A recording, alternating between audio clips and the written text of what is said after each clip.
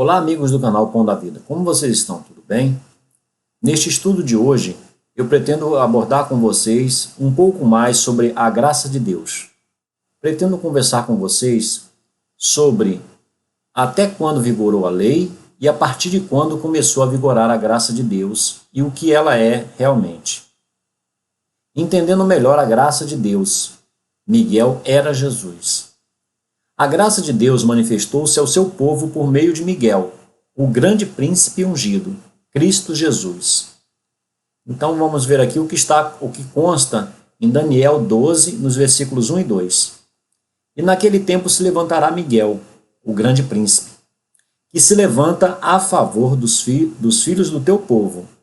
E haverá um tempo de angústia, qual nunca houve, desde que houve nação até aquele tempo. Mas naquele tempo, livrar-se-á o teu povo, todo aquele que for achado escrito no livro. E muitos dos que dormem no pó da terra ressuscitarão, uns para a vida eterna, e outros para a vergonha e desprezo eterno. Eu enfatizei aqui esses trechos, né? A favor dos filhos do teu povo. Tempo de angústia e ressuscitarão. Mais adiante os irmãos vão entender por quê. O texto assim está no contexto do desenrolar das 70 semanas de Daniel, as quais a ele tinham sido reveladas, no fim das quais seria dado o livramento ao seu povo. Seriam estes dias difíceis para Jerusalém, dias da manifestação da justiça de Deus sobre aquele povo, dias da presença de Jesus para cumprir o seu ministério. Vamos à cronologia da chegada de Miguel, ou seja, de Jesus. E nos textos aqui, com os textos abaixo que eu faço constar, eu pretendo também mostrar para vocês, por essa cronologia, de que realmente Miguel se trata da pessoa de Jesus. Eu sei que muitos não concordam com essa visão, mas nós temos que nos basear especificamente na palavra de Deus. Tá bom? Então, toda essa cronologia aqui vai nos levar a Jesus. Vamos explicando aqui mais à frente. Então, nós começamos aqui com a resposta de Deus a Daniel. Naquele momento em que ele clamou ao Senhor por ver que o seu povo, quando ele e seu povo estavam ali em Babilônia, o seu povo havia se desviado totalmente dos caminhos do Senhor. Então, nesse contexto de Daniel 9, né, ele ora e clama ao Senhor, e o Senhor ouve a sua oração, e por meio dessa revelação, o Senhor vem revelar a Daniel de que ele ouviu a oração dele e vem dar o conforto a Daniel e dizer que ele tinha a solução para o caso do povo de Deus, através dessa que vamos ler agora.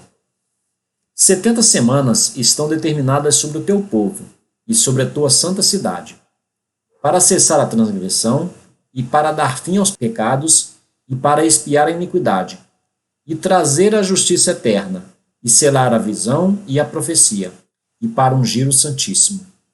Sabe e entende, desde a saída da ordem para restaurar e para edificar a Jerusalém até ao Messias, o príncipe, haverá 7 semanas e 62 semanas. As ruas e o muro se reedificarão, mas em tempos angustiosos. E depois das 62 semanas será cortado o Messias, mas não para si mesmo.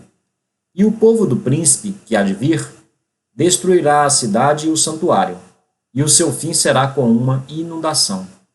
E até ao fim haverá guerra, estão determinadas as assolações. Ele fará aliança com muitos por 1 semana, e na metade da semana fará cessar o sacrifício e a oblação, e sobre a asa das abominações virá o assolador. E isso até a consumação, e o que está determinado será derramado sobre o assolador.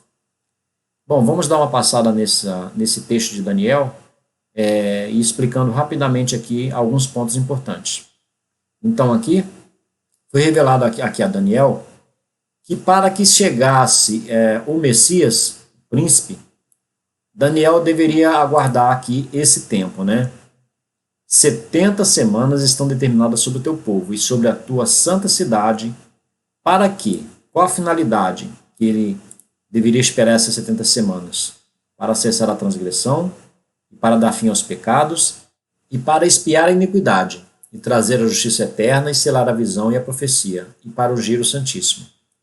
Tá bom? Então, tudo isso aqui ao final das 70 semanas ocorreria. Então, ele vem dizer que o início da contagem desse período de 70 semanas, que são 70 semanas de anos, né? Para cada dia dessa semana, digamos assim, um ano, né? Então, nós teremos aqui 70 vezes 7, né? Que daria 490 anos. Né?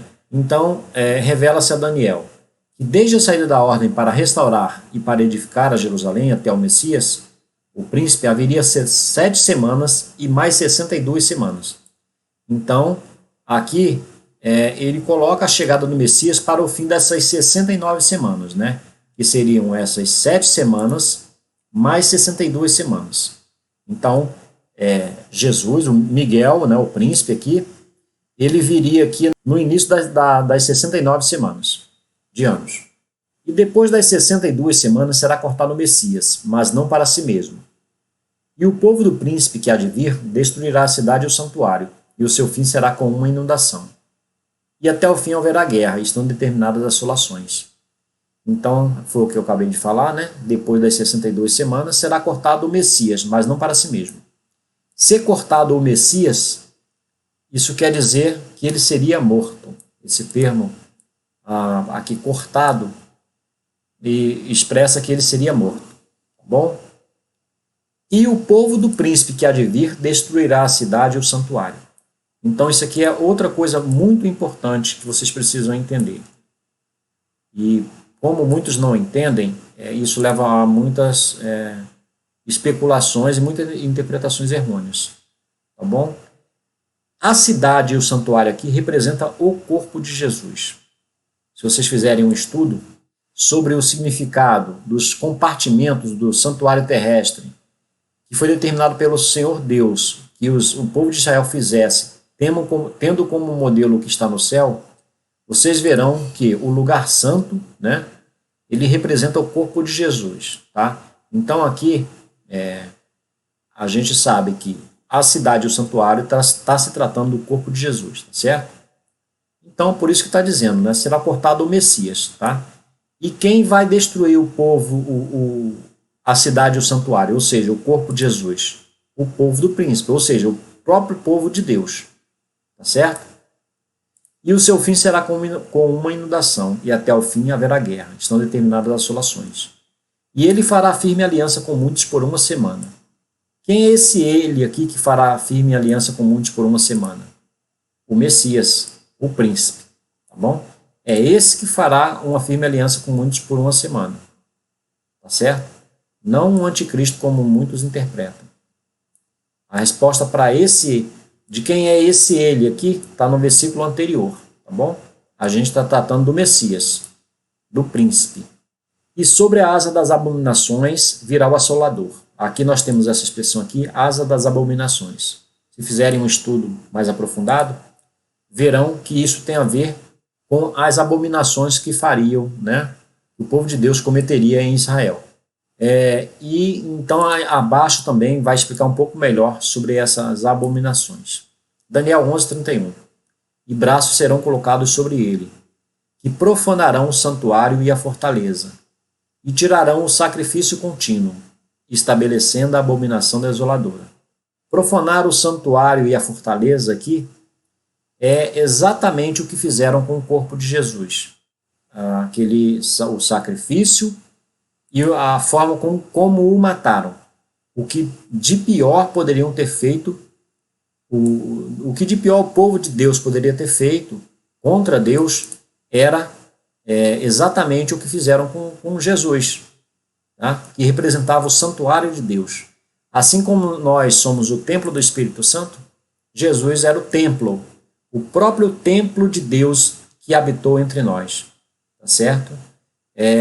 Em Apocalipse 11, nós vamos ver lá que durante 42 meses os gentios pisaram a cidade santa.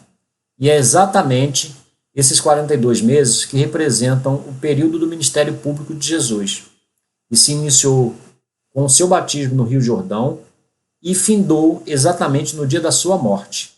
Então, esse aqui está especificamente falando sobre o dia da morte de Jesus. E braços serão colocados sobre ele, que profanarão o santuário e a fortaleza, e tirarão o sacrifício contínuo. Tá certo? Tirar o sacrifício contínuo aqui significa matar Jesus. E mais à frente vocês vão saber qual é o fruto disso, de matar Jesus. Então, estabelecendo a abominação desoladora. Com esse ato de profanar o santuário e a fortaleza, eles estabeleceram a abominação desoladora. Então, é justamente o que eu estou falando, que a morte de Jesus na cruz é o estabelecimento da abominação desoladora. Algumas considerações importantes envolvendo o limiar da atuação da lei e dos profetas e da obra de Jesus. Toda a lei e os profetas apontavam para Cristo. A sua finalidade era mostrar que a graça um dia vigoraria. Em outras palavras, as obras que se realizavam enquanto vigoravam a lei eram sombras das coisas futuras. Jesus veio cumprir a lei. O que muitos não entendem quando se deparam com essa informação é que Jesus de fato tinha que vir cumprir a lei, pois ela falava e apontava para ele e as suas obras.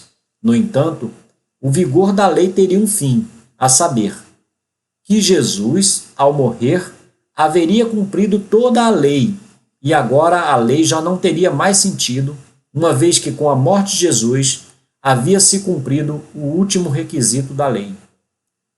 Muitas coisas Jesus falava sobre o vigor da lei, mas no limiar da sua expiração, isto é, do seu fim. Muitas coisas que Jesus falou aos seus discípulos, ao seu povo, durante o período do seu ministério, era a respeito da lei, de fato. Mas ali ele ainda se encontrava sobre o vigor da lei. Então ali ele não poderia dizer que não veio cumprir a lei, que veio destruir. Ele estava cumprindo a lei, porque a lei apontava para ele. Mas quando expiraria a lei? Por isso que eu coloquei aqui, mas no limiar da sua expiração. Da lei, no caso, né?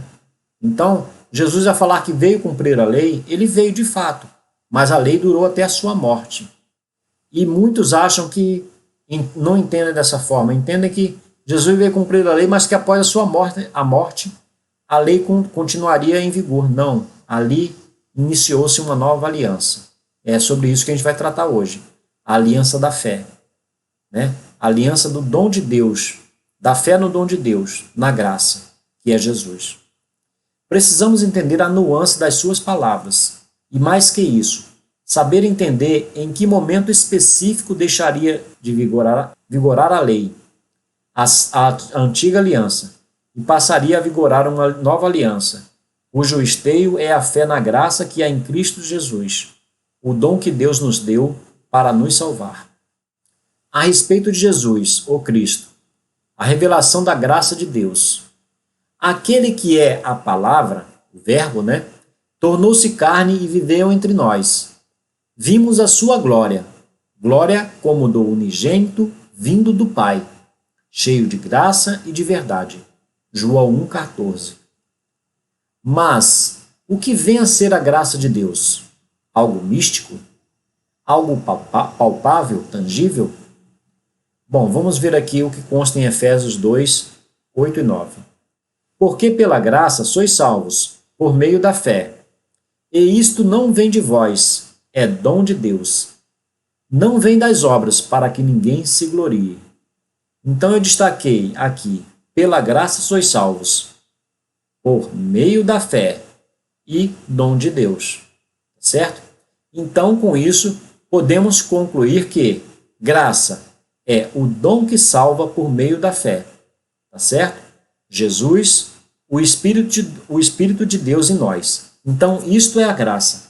Se Efésios 2, 8 e 9 diz que, porque pela graça sois salvos por meio da fé, e isto não vem de vós, é dom de Deus, não vem das obras para que ninguém se glorie, então, aqui está querendo dizer que o dom de Deus, que salva por meio da fé, é a graça. Então concluímos que a graça, na sua essência, esteve fisicamente entre nós, mas hoje, espiritualmente, continua a produzir pela fé o excelente fruto da salvação. Ela esteve fisicamente entre nós porque Jesus era a essência da graça. Ele foi o dom de Deus, o favor imerecido, que habitou entre nós e que veio aqui cumprir o requisito para que nós pudéssemos ser justificados e salvos, a morte de Jesus. E hoje, não mais fisicamente, mas espiritualmente, através do seu Santo Espírito. Uma vez que Jesus, ao subir aos céus, disse que não nos deixaria órfãos e que enviaria o seu Espírito Santo, o Consolador. No entanto, muitos não aceitariam o presente de Deus, vindo direto do seu trono. Antes, o desprezaram como a pior das dádivas que se pode receber. Estabeleceram no corpo físico de Jesus o lugar santo, o santuário de Deus, a fortaleza, uma coisa abominável, um sacrilégio terrível, a abominação da desolação. O castigaram e o cravaram em uma cruz, matando-o. Muitos confundem muito as passagens bíblicas que dizem respeito à abominação da desolação, à profanação do santuário. Muitos vão levar isso para o ano 70 depois de Cristo, quando profanaram o santuário, o templo físico, né, em Jerusalém. Mas, de fato, as passagens que fazem menção à abominação da desolação estão ligadas diretamente ao corpo físico de Jesus. E sobre isso vocês verão em alguns versículos que leremos a seguir. E falando Jesus aos seus discípulos sobre as últimas coisas, o fim dos tempos e sobre a sua vinda, instruiu os seus discípulos assim. Mateus 24:15. Quando, pois, virdes que a abominação da desolação, de que falou o profeta Daniel, está no lugar santo, quem lê entenda. Então, onde estaria a abominação da desolação? No lugar santo, é a resposta. Mateus 24 está no contexto da explanação de Jesus aos seus discípulos sobre a forma como as coisas se passariam, né, a partir dele ali, na humanidade, até a existência do último homem na face da terra, sobre as coisas que aconteceriam e também especificamente sobre a sua volta gloriosa, né, para os seus que já haviam morrido, e depois sobre a sua vinda, a manifestação do seu reino para cada um de nós. Eu tenho um vídeo que eu vou deixar aqui em cima no card, e vocês podem ver esse vídeo, onde eu falo mais especificamente sobre a questão da volta de Jesus, isto é, a manifestação do seu reino para nós. Não se manifesta aos nossos olhos físicos, mas aos nossos olhos espirituais. E isso que ele quis dizer com que o meu reino não virá com aparência exterior. Bom, e sobre esse versículo aqui que nós lemos de Mateus 24:15. O que falou o profeta Daniel? Afinal, sobre o que Jesus estava alertando os discípulos, que eles deveriam estar atentos e que deveriam observar para saber que a sua vinda estaria próxima. Daniel 11:31. E braços serão colocados sobre ele, que profanarão o santuário e a fortaleza, e tirarão o sacrifício contínuo, estabelecendo a abominação desoladora. Conclusão: matariam Jesus da forma como a palavra e a história já nos mostram. Tá certo? Então Jesus ali estava falando para os discípulos. Quando vocês virem aquilo sobre o qual falou o profeta Daniel, no contexto das 70 semanas, daquilo que deveria ocorrer sobre o povo de Israel até que ele viesse, então estejam atentos que essas coisas apontariam para a minha vinda, certo? Que ocorreu a princípio a sua vinda gloriosa naquela geração, como ele mesmo falou, certo? E continuando, sobre a graça. Mas, quanto a isso, o mesmo Espírito de Deus concede o seu favor àqueles que dele se aproximam, com humildade. Vejamos aqui o que diz, o que está constando em Tiago 4, no versículo 6, parte B do versículo 6. Portanto, diz: Deus resiste aos soberbos, mas dá graça aos humildes. Porque a graça de Deus se manifestou salvadora a todos os homens. Tito 2,11. Então, a quem se manifestou a graça de Deus? A algum grupo de pessoas especificamente? Ou a todos? Então, aqui está claro que a graça de Deus se manifestou a todos. Jesus veio para salvar a todos. Deus não faz acepção de pessoas. Aquele que aceitar o sacrifício de Jesus na cruz, que crer que Jesus é o único e suficiente Salvador da sua vida, a este a graça executará a obra para que ela foi dada. Enfim, mesmo sendo a graça de Deus estendida a todos, nem todos a receberam. Nem todos receberam ou receberão a Jesus, por suas próprias escolhas. Mas a graça está aí pela fé. Sobre essa questão, a graça, ela de fato está estendida a todos, mas é uma escolha individual. A situação do ser humano é que todos pecaram e destituídos estão da glória de Deus. Dessa forma, todos carecíamos de algo para nos salvar, e de outra forma nós estaríamos já condenados. E é o que nós vamos ver mais adiante. Sobre a importância da graça, sem ela estávamos condenados. Romanos 3:23. Porque todos pecaram e destituídos estão da glória de Deus. Sendo habitantes do paraíso de Deus, pecamos contra ele e contra todos nos céus.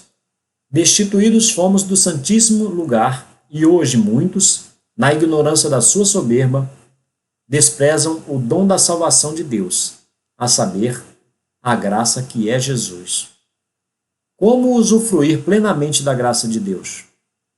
Então João 3,18 vai trazer o seguinte: quem crê nele não é condenado, mas quem não crê já está condenado, porquanto não crê no nome do unigênito Filho de Deus. Esse versículo aqui, ele traz uma informação muito importante, assim como toda a palavra. A situação do ser humano é de que ele não precisa fazer nada para ser condenado. A informação que esse versículo traz é de que quem não crê já está condenado, certo?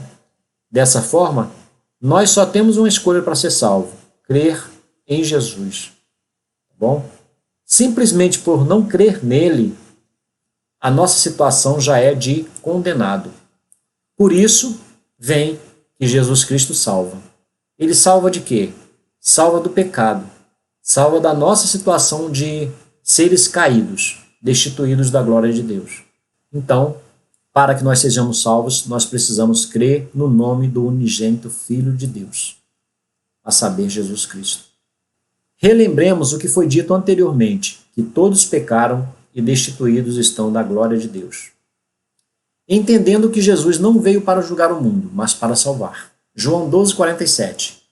E se alguém ouvir as minhas palavras e não crer, eu não o julgo, porque eu vim não para julgar o mundo, mas para salvar o mundo. O próprio pecado que cometemos nos tem julgado, mas Cristo veio para nos justificar com o seu precioso sangue. Então fica claro aqui, quando diz que João 12:47 vai trazer que Jesus não veio para julgar o mundo, mas para salvar. Porque nós já estávamos condenados. Romanos 3:24. Sendo justificados gratuitamente por sua graça, por meio da redenção que há em Cristo Jesus. Então aqui, até uma dualidade dessa palavra para o nosso contexto da língua portuguesa, gratuitamente por sua graça. Aqui a gente usa a expressão, isso é de graça. De graça é o quê? Aquilo que eu não preciso pagar. Tá? E justamente a graça de Jesus, de Deus, ela é gratuita. De fato, a gente não precisa pagar nada por ela. Como muitas religiões hoje em dia ainda não entenderam e cobram das pessoas que façam algo para obter a graça de Deus. Então, com base nesse versículo, a gente entende que a graça de Deus está estendida a nós gratuitamente. Ou seja, eu não preciso pagar promessa, eu não preciso dar dinheiro, eu não preciso fazer sacrifício em determinada religião ou outra. Eu não preciso fazer nada de mim mesmo, apenas crer. Tá bom? Jesus efetuou uma grandiosíssima obra de redenção a favor dos que o receberem. Tá bom? Lembram que nós lemos lá no versículo inicial que Miguel viria a favor do povo de Daniel, né? Então, aqui é exatamente isso. A redenção ela foi a favor do povo, do povo de Deus. Graça, um presente que é de graça, dado pelo Criador. Então, por que cobramos por ela? Por que colocar sobre os nossos ombros e sobre os ombros dos outros um fardo que a graça não cobra que carreguemos? Por que cobrar de nós mesmos e dos nossos irmãos que realizem ainda as obras da lei, da antiga aliança, que para trás ficou? Se Cristo, o qual inaugurou uma nova aliança, regida por sua graça, realizou uma obra eterna de redenção, a saber, o seu sacrifício perfeito, que por si só nos basta. Então, meus irmãos, fica claro que o sacrifício perfeito de Cristo nos livrou do peso da lei, de tudo aquilo que a lei cobrava. Então, essa foi a libertação que a graça nos trouxe. Ela nos livrou do pecado e da morte. E ela nos livrou daquelas obras que muitos precisaram fazer, né, para, naquele tempo, cumprir os requisitos da vontade do Senhor Deus. Lembremos-nos que o seu sacrifício foi suficiente para salvar os que o receberam e os que ainda o receberão, de geração em geração até a eternidade. Atos 15, 10 e 11. Agora, pois, por que tentais a Deus, pondo sobre a cerviz dos discípulos um jugo que nem nossos pais nem nós podemos suportar? Mas cremos que seremos salvos pela graça do Senhor Jesus Cristo, como eles também. Então aqui já está na nova aliança, né? Fez-se constar na palavra de Deus que a gente não precisa colocar sobre a cerviz, sobre os ombros das pessoas algo que a lei cobra, porque a lei já não vigora mais. Vamos aqui ver o que Paulo falou aos romanos, né? Romanos 6, de 14 a 18. Porque o pecado não terá domínio sobre vós, pois não estáis debaixo da lei, mas debaixo da graça. Pois que pecaremos porque não estamos debaixo da lei, mas debaixo da graça? De modo nenhum. É claro que se a gente está debaixo da graça, a gente não peca, porque a graça foi o sacrifício de Jesus para nos livrar exatamente do pecado. E Jesus veio cumprir todos os atributos, né, da lei, tudo aquilo para que a lei apontou. Não sabeis vós que a quem vos apresentardes por servos para lhe obedecer, sois servos daquele a quem obedeceis, ou do pecado para a morte, ou da obediência para a justiça?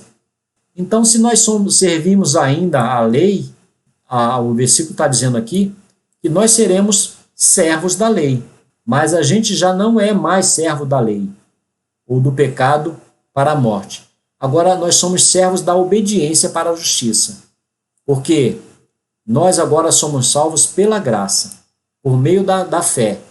E essa fé no Senhor, ele nos faz seguir os seus preceitos pela obediência da nossa consciência. Seguindo, mas graças a Deus, tendo sido servos do pecado, obedecestes de coração a forma da doutrina a que fostes entregues. E, libertados do pecado, fostes feitos servos da justiça. Então, outrora, aquele povo que havia sido servo do pecado, né? Eles obedeceram a tudo aquilo que a lei pedia, mas agora não mais precisam, porque estão libertos do pecado. Agora nós somos servos apenas da justiça de Deus. E Jesus, ele é a justiça de Deus, certo? Então somos servos de Cristo. Romanos 11, de 1 a 6. Digo, pois, Porventura rejeitou Deus o seu povo? De modo nenhum. Deus não rejeitou o seu povo, que antes conheceu. Aqui está dizendo que antes Deus já conhecia o seu povo. Por isso eu fiz constar lá, logo no começo, por isso e por outros versículos da Bíblia, e por coisas a que cheguei ao conhecimento através da palavra, nós já fomos habitantes dos céus. Deus já nos conheceu antes. A Escritura diz de Elias, como fala Deus contra Israel, dizendo: Senhor, mataram os teus profetas e destruíram os teus altares, e só eu fiquei, e buscam a minha alma. Mas que lhe diz a resposta divina? Reservei para mim 7.000 homens que não dobraram os joelhos a Baal. Esses 7.000 homens aqui eu entendo que é um número perfeito, não um número literal. Assim, pois, também agora neste tempo ficou um remanescente, segundo a eleição da graça. Então Paulo conclui aqui, né, nesse versículo. Mas se é por graça, já não é pelas obras. De outra maneira, a graça já não é graça. Se, porém, é pelas obras, já não é mais graça. De outra maneira, a obra já não é obra. Então, meus irmãos, ou fazemos uma coisa ou outra. Se nós servimos a graça, nós não podemos realizar coisas da lei, porque dessa forma a graça não vai ser graça. Da mesma forma, se nós dizemos que servimos a lei e fazemos coisas da graça, a graça também não é graça, a lei também não é lei, ou seja, a obra já não é obra. Resumindo, estejamos hoje nos dias atuais, após nesta nova aliança, a realizar aquilo que é da graça. Tenhamos fé em Cristo. Enfim, não tornemos a graça de Deus um presente concedido em vão, tentando nos justificar pelas nossas próprias obras. Não sejamos tolos em achar que uma simples obra nossa seja o suficiente para substituir o sacrifício de Cristo, a revelação da graça. E para a tristeza nossa, é isso que fazemos quando abandonamos a graça e voltamos a realizar as obras da lei. Isso aqui é muito importante, porque quando você volta a fazer as obras da lei no intuito de tentar a cumprir algum requisito que no seu entendimento Deus te cobra, você está simplesmente dizendo para Jesus: o seu sacrifício não foi perfeito, o seu sacrifício não foi suficiente. Está entendendo, irmãos? Por isso que eu fiz constar aqui, para a tristeza nossa. E é da mesma forma que Deus recebe, né? Essa é a nossa forma de agir e de pensar, tá bom? A revelação da graça de Deus por meio de Cristo, né? Ela foi suficiente. O sacrifício de Cristo foi suficiente para nos livrar das obras da lei.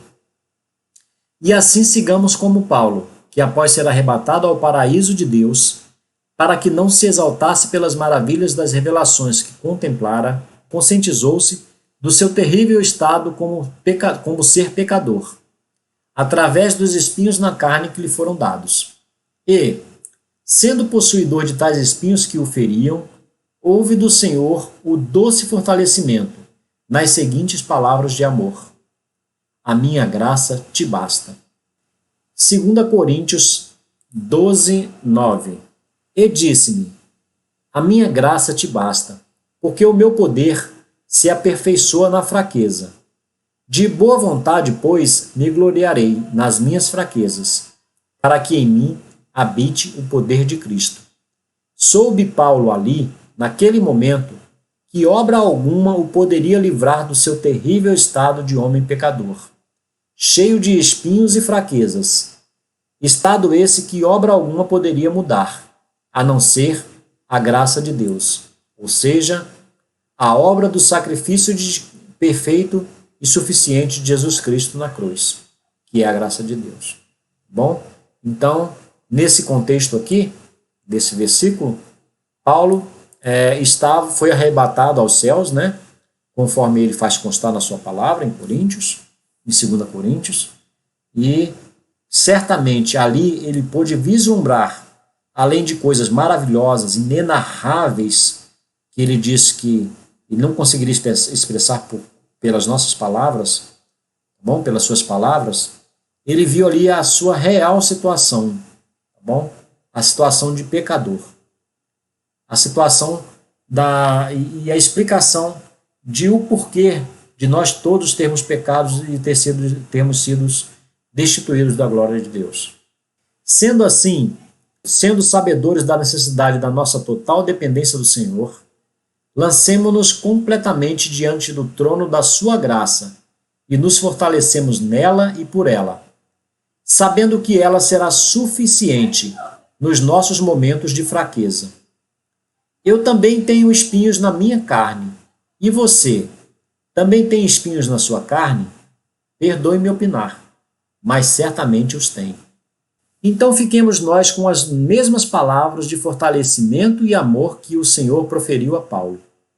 A minha graça te basta. Então, irmãos, nós vivemos neste mundo, né, onde as coisas da carne em nós se inclinam para o pecado, e nós vivemos pela fé, resistindo bravamente contra as hostes espirituais da maldade, contra as potestades, né? Contra as hostes espirituais da maldade nas regiões celestiais, e isso pela fé agora, né? De que Jesus Cristo veio e morreu, tá bom? E que pela nossa consciência, por amor ao nosso Deus, sem necessidade de algo que nos leve a realizar alguma obra, nós vivemos, né? Então, por essa fé, lutando diariamente, né? Para que ninguém tome a nossa coroa, né? E essa é o conselho do Senhor em Apocalipse, né? Para que a gente vigiasse, nós cumpríssemos ali, e que não deixássemos ninguém tomar a nossa coroa. E o que é não deixar tomar a nossa coroa? É permanecermos firmes, né? Crendo e aceitando o sacrifício de Jesus, tá? Sendo fiéis a Ele. Agora servos de Cristo, né? E servos da sua palavra, cumprindo e realizando o seu querer. Então, quando vocês estiverem diante de algo, das suas fraquezas, então se fortaleçam, tá?